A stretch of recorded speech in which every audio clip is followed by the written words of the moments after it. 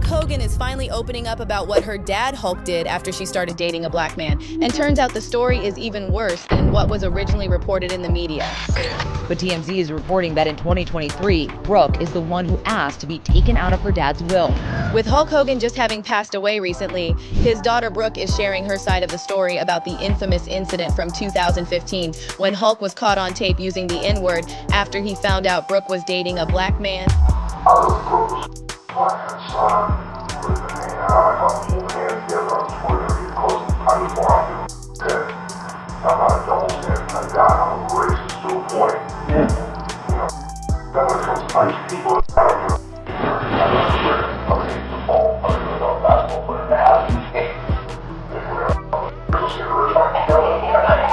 However, according to Brooke, this wasn't just a one-time slip-up. She's making it clear this was a pattern with Hulk. From way back when she was a kid, he showed he didn't really care about her feelings.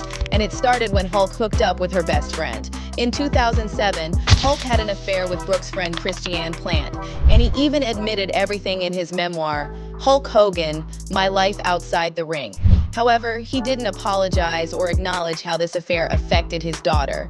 Instead, he dismissed it like it wasn't a big deal and said he and Christiane were intimate no more than 5 times.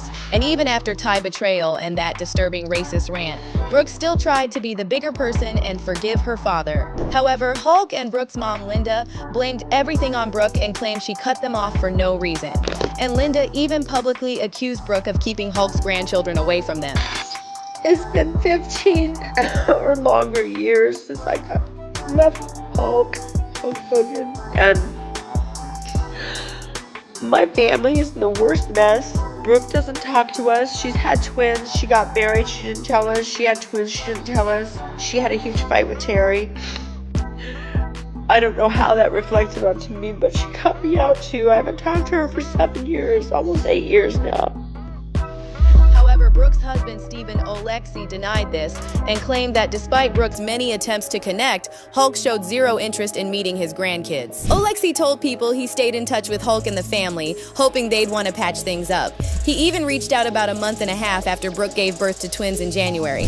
However, Hulk didn't care at all about his daughter or his grandchildren. Oleksy said, "I sent text messages once again to kind of gauge where he was at, but there was no interest." According to Oleksy, Brooke's brother Nick even said he'd bring Hulk over to meet the twins, but they never showed up. What makes this even sadder is how much Brooke showed grace to her dad, despite everything he put her through. Brooke and Stephen originally lived in Michigan, but they moved to Florida to be closer to Hulk as he got older. Oleksy told people she was there for every surgery leading up to the last 2 years. She would fly down on her own dime, take care of her dad, and even took notes from every doctor that treated Hulk.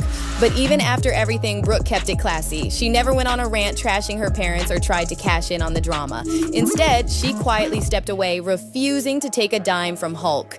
Insiders told TMZ that back in 2023, Brooke asked to be cut from Hulk's will, saying she didn't trust anyone around him and didn't want to get dragged into a messy money fight after he was gone. So fans are now showing support for Brooke, saying she's the only Hogan family member who's shown real class and principles through all this toxic family drama. One user on X said, "Praying for Brooke Hogan, Hulk Hogan's daughter, who has been very private but vocal about being estranged from her abusive parents. It is such an experience to be abused by parents and family and have people invalidate your feelings for the sake of how they feel about the people who harmed you." And another person wrote, "Some people inherit money, others inherit backbone. One makes you rich, the other makes you free. She chose the one that lasts longer." Katt Williams is straight up clowning Shannon sharp after ESPN showed him the door, and he's not holding back a single punchline. Katt's been on ever since news broke that ESPN cut ties with Shannon right after he settled that $50 million lawsuit with OnlyFans model Gabriella Zuniga. The wildest part, Katt swears he warned Shannon this exact thing could happen. Katt literally told Shannon months ago on Club Shay Shay about getting caught up with the wrong woman and how it could blow up everything you've worked for. He even joked, "You could be Kang the Conqueror and they could take your rabbit ass down in 2 weekends. But I'm not gonna act like I'm not scared of them. I have a reason to be scared. You could be Kang the Conqueror, and they could take your rabbit ass down in 2 weekends.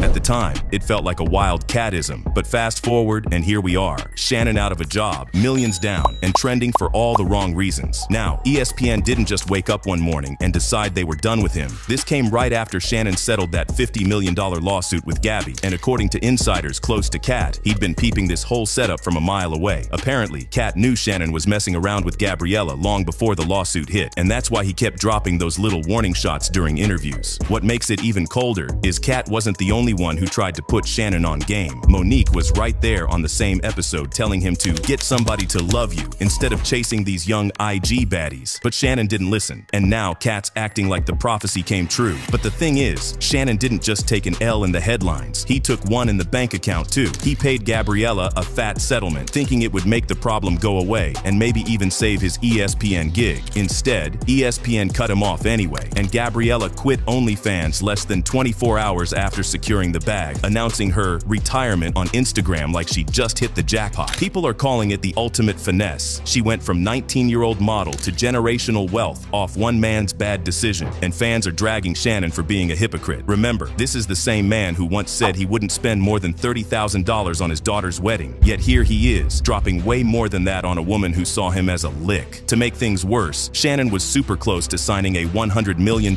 media deal for all his shows. Club Shay Shay, Nightcap, Club 520, everything. Right before the lawsuit dropped, that deal is now completely dead. And because ESPN is under the Disney umbrella, that door's slammed shut too. ABC, Hulu, all the big networks, gone. It's the kind of career stain that's nearly impossible to bounce back from. Katt's point here is that this wasn't bad luck, it was bad choices. He warned Shannon. The Jonathan Majors situation was right there as a cautionary tale. But instead of playing it safe, Shannon rolled the dice and lost big. And for Katt, who's built a career out of mixing comedy with truth bombs, this is just another example of him being right in the most brutal way possible. Now, the crazy part is that Shannon claims he's at peace with ESPN's decision, but on his Nightcap podcast, he admitted he begged them to hold off on announcing his firing until after his brother Sterling's Hall of Fame induction. ESPN didn't budge, and Shannon says it overshadowed one of the proudest moments in his family's history. Still, ESPN clearly felt the headlines were too hot to keep him around another day.